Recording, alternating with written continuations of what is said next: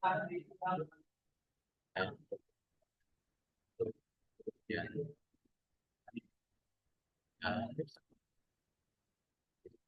tentang konsentrasi mana disertasi saya itu depan penilaian kinerja pencahayaan dan ventilasi alami untuk kenyamanan dan efisiensi energi yang mendukung konservasi dan keberlanjutan melalui studi kasus pada bangunan cagar budaya sepanjang koridor Asia Afrika.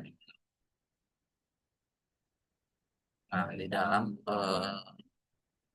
P-nya adalah mengenai posisi ini penelitian sendiri, di mana irisan antara sains terapan atau applied science dan teknik atau engineering science ada beberapa poin yang eh, beririsan dengan penelitian saya. Yang pertama adalah alasan teoritis yang diambil, di mana penelitian ini berdasar pada prinsip-prinsip fisika bangunan yang khususnya teori pencahayaan alami dan ventilasi silang serta kenyamanan terlalu. Di sisi lain dari sains dan terapan, sains terapan sendiri dia pada pemecahan masalah praktis terkait efisiensi energi dan kenyamanan pada konteks nyata pada bangunan cagar budaya. Sedangkan dari sisi engineering science menggunakan metode simulasi komputasional untuk membangun sistem evaluasi kerja bangun yang dapat direplikasi. Nah, tujuan akhirnya adalah menjelaskan, memprediksi, dan membangun sistem evaluasi kuantitatif bagi bangunan cagar budaya khususnya kelas A di koridor Jalan Asia di Kota Bandung. Sedangkan dari referensi ilmiah utamanya, di mana ada pola dominan yang saya terapkan itu adalah tentang metode deduksi. Kenapa? Karena yang adalah motif berpikir di mana menentukan kesimpulan dari prinsip menuju khusus saya itu juga prinsip umum secara teori universal fisika bangunan dan arsitektur bangunan, di mana yang menyatakan bahwa pencahayaan ventilasi alami meningkatkan kenyamanan serta efisiensi. Selain itu juga penerapan spesifik umum tersebut diterapkan untuk mengevaluasi kinerja spesifik bangunan cagar budaya khususnya di kelas A melalui simulasi. Dan untuk asumsi kuncinya, karakteristik fisika bangunan yang bersejarah tetap relevan untuk diuji dengan buku fisika bangunan kontemporer tanpa kehilangan kredibilitas ilmiah.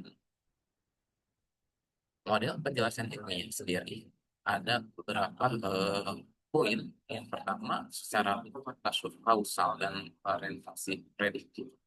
Poin pertama adalah penjelasan kausal, di mana menekankan hubungan sebab akibat antara konfigurasi arsitektural sebagai sebab, sedangkan kenyamanan thermal dan efisiensi energi sebagai akibat. Selain itu juga mekanisme intervensi menjelaskan bagaimana variabel fisik, bukaan, material, orientasi mempengaruhi intensitas cahaya dan pola aliran udara pada bangunan. Nah, secara pidana, poinnya ada dua. Yang pertama adalah eksplanatif, ini mengorengkan mekanisme dan syarat kompis yang sifatnya sebagai mendasari di mana bangunan kompis arsitektur itu dengan sifatnya sistem mekanisme terhadap bangunan. Nah, secara praktiknya menggunakan perangkat lunak atau CFD dan directing untuk memproduksi performa energi di masa depan berdasarkan berbagai skenario desain.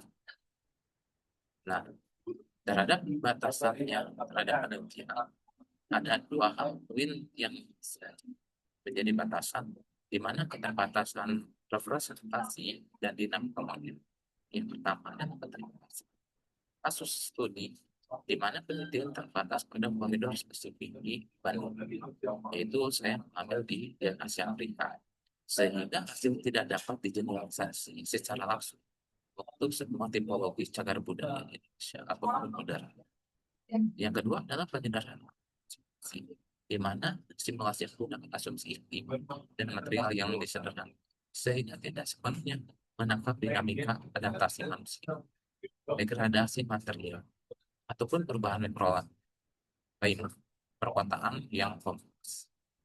Klaim terbatasnya penelitian tidak dapat menghasilkan klaim kausalitas absolut ataupun universalitas kenyamanan karena adanya variasi frekuensi individu terhadap perubahan dari sistem sistem analisisnya dari preservasi tingkat menuju paradigma baru informatif. Ada 4 poin yang jadi dasar. Yang pertama adalah registrasi penelitian ini lebih karena pengalaman performatif atau kinerja pemenang dibandingkan sekedar varian bentuk ataupun estetika. Yang kedua adalah kejujuran ilmunya. Bukan bahwa simulasi teknis hanya menghasilkan pengetahuan parsial, bukan kuantitas absolut, sehingga memerlukan dialog dengan sosial dan etika. Kontribusi bank memperluas cakrawala bahasa tersebut dengan mengintegrasikan dan strategi kelanjutan energi. Rekomendasi hasil penelitian ini juga teknis yang bersifat indikatif atau tergantung makin lama. Terima kasih. Assalamualaikum.